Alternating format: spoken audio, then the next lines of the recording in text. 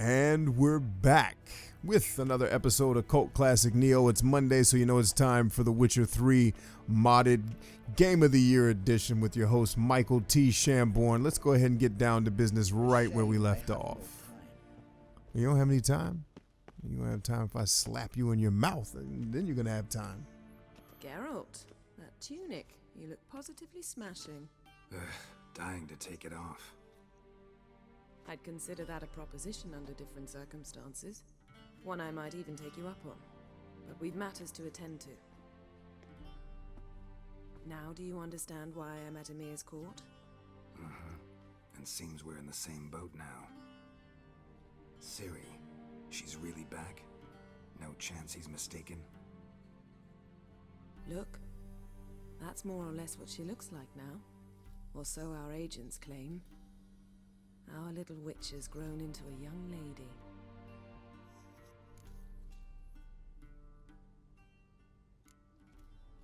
How about that?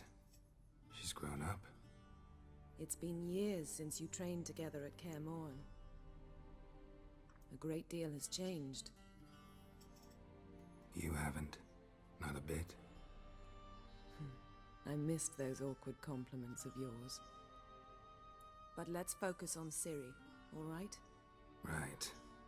Emhyr said the Wild Hunt's after her. I'd find that hard to believe before what happened yesterday. How did they track us down? Because of me. You see, I've spent months searching for Ciri, using locating spells, haruspicy, geomancy, anything, really. I knew the Wild Hunt might sense it, perhaps even find me, but I thought I'd trick them. Well, guess you were wrong. I've sensed them on my trail, hunting me, for some time. If not for you and Emhyr's soldiers, they'd have gotten what they were after. I can't risk another encounter like that. It's time to put away the magic, turn to more traditional methods. To the best tracker I know. You must find her, Geralt, before the Wild Hunt does. The Wild Hunt? What could it want from Ciri? I've no clue, Geralt. Might have written them to ask, but I don't have their address. I know as much as you do. It must be about her blood. Her gift. As for what the Hunt wishes to do with that gift, I'd prefer not to think about it, really. So where's Ciri been seen, exactly? In two places. Velen and Novigrad. The trail in Velen is most promising. You should make that your first stop. Ask for a merchant named Hendrik at the inn at the crossroads. One of the Emperor's agents. He should get in touch with you. That's it? No passwords? Secret handshakes? None. Sorry to spoil your fun. Your boyhood fantasies about the crafts of the trade.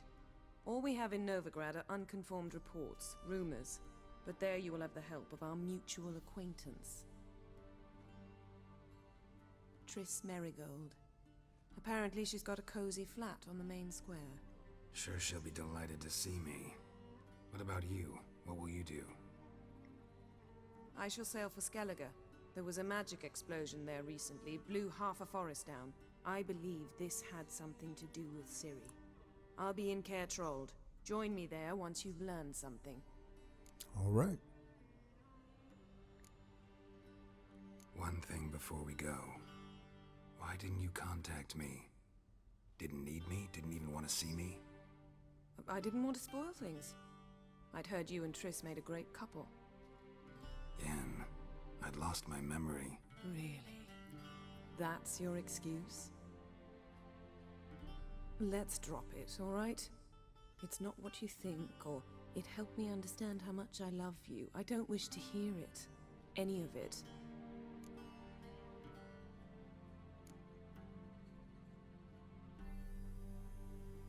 Guess this means we need to split up again. Not my preference, but I understand. Clock's ticking. It is indeed. So why don't I teleport you to Velen, get you there at once? Not gonna happen. I'll go on horseback, as soon as I can get changed. Have it your way? Oh, and you really look quite dashing in black velvet. Think so? Maybe I can have some of my armor lined with it. luck, Yen. Same to you. And if you wish to learn what's happened in the world while you and Vesemir roamed the wilderness, talk to Ambassador var Attre. That's him over there. And Geralt, I know it's wartime, but try not to be a hero, all right? Just check those leads and come back to me, in one piece. I shall be waiting. Yeah, girl. All right. I shall be waiting too. First, I gotta check this treasure chest.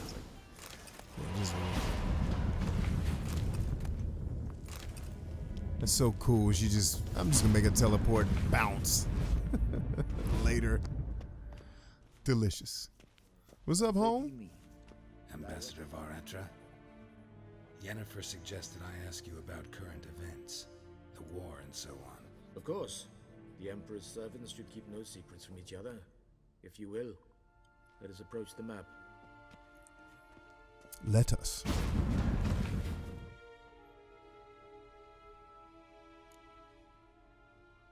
How's the war going?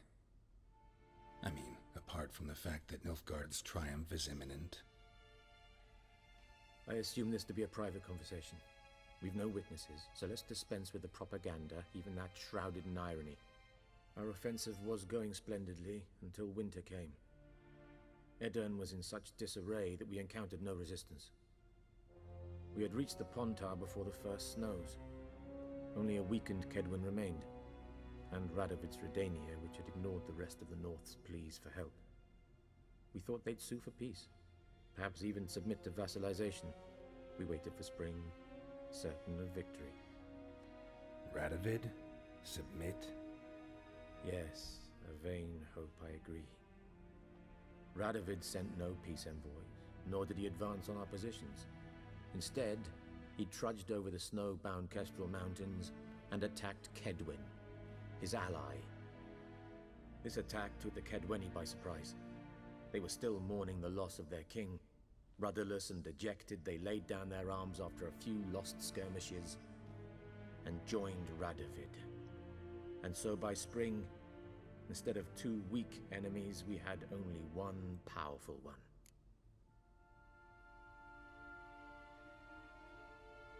That admiration I hear in your voice? Radovid is our foe, but I cannot deny he is clever.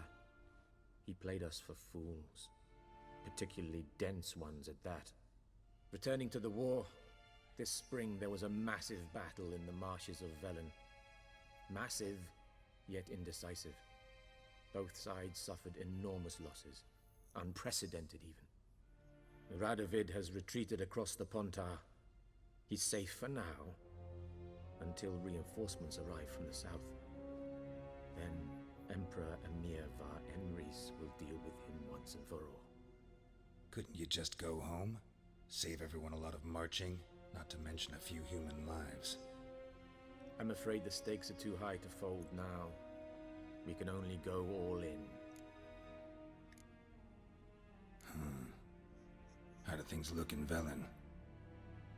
As bad as ever, perhaps worse. This land never flowed with milk and honey, and now it flows with blood.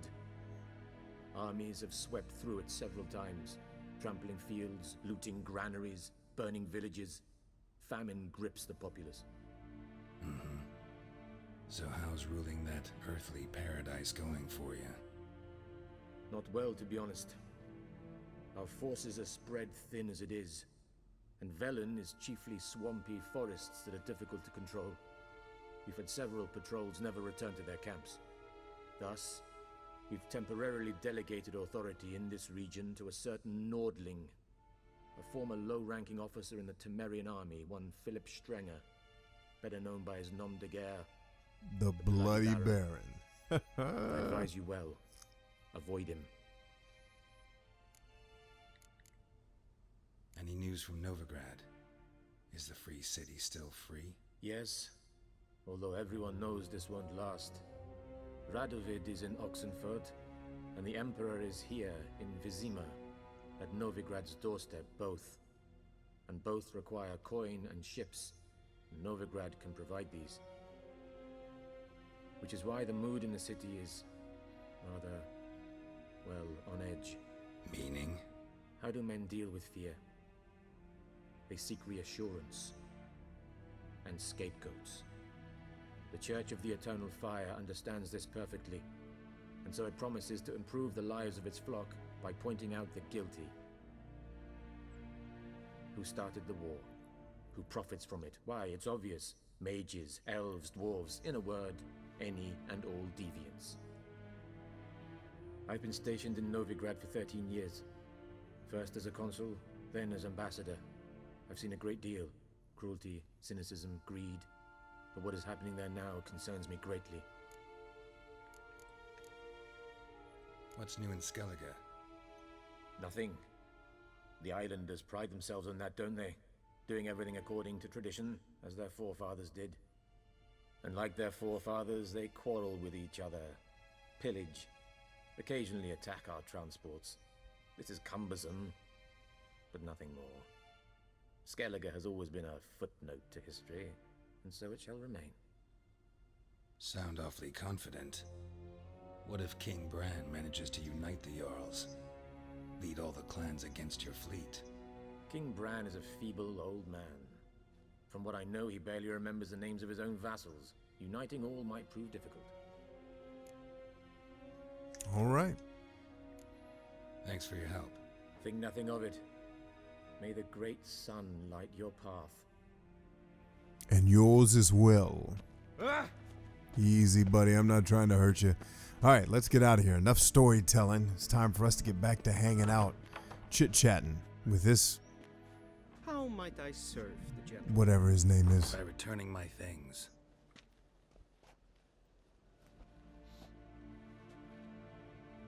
Citrus and cloves.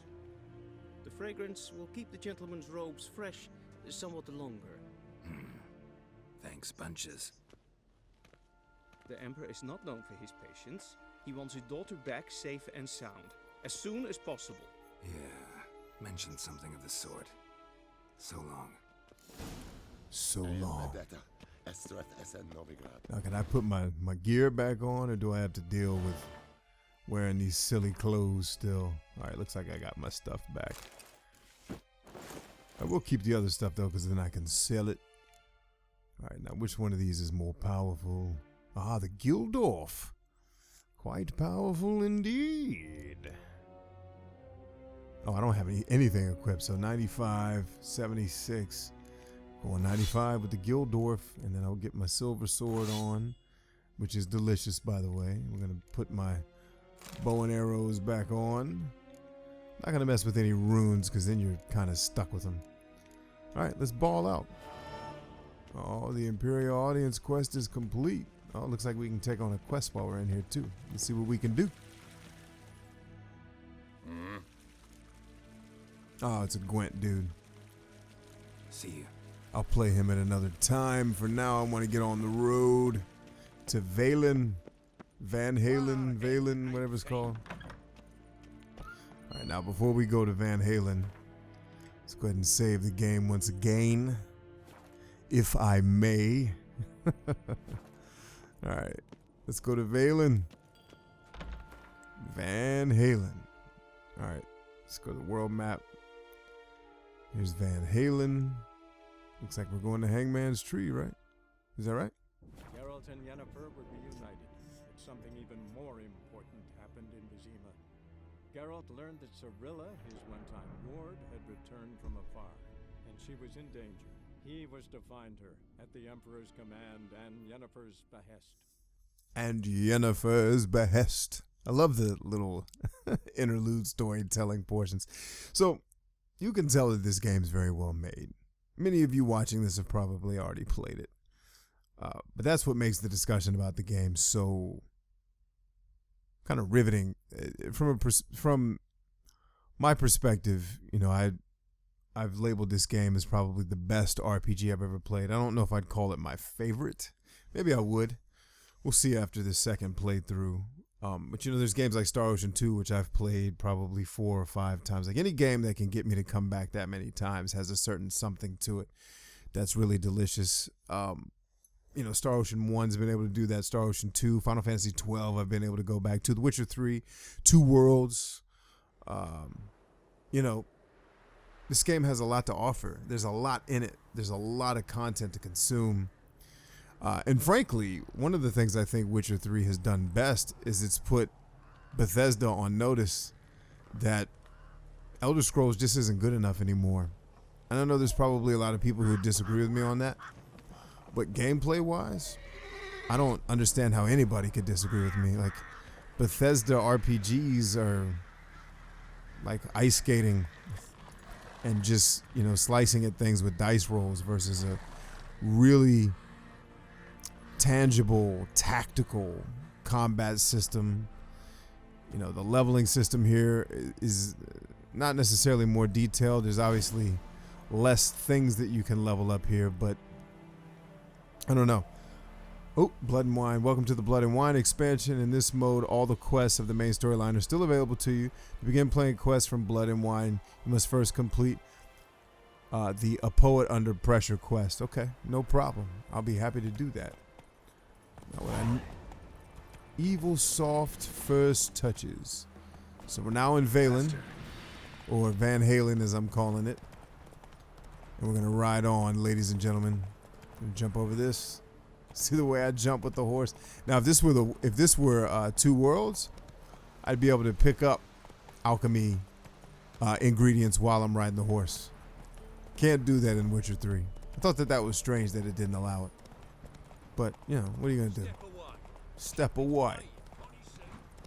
Uh-oh, mini-map's not loading. Nope, there it is. It loaded.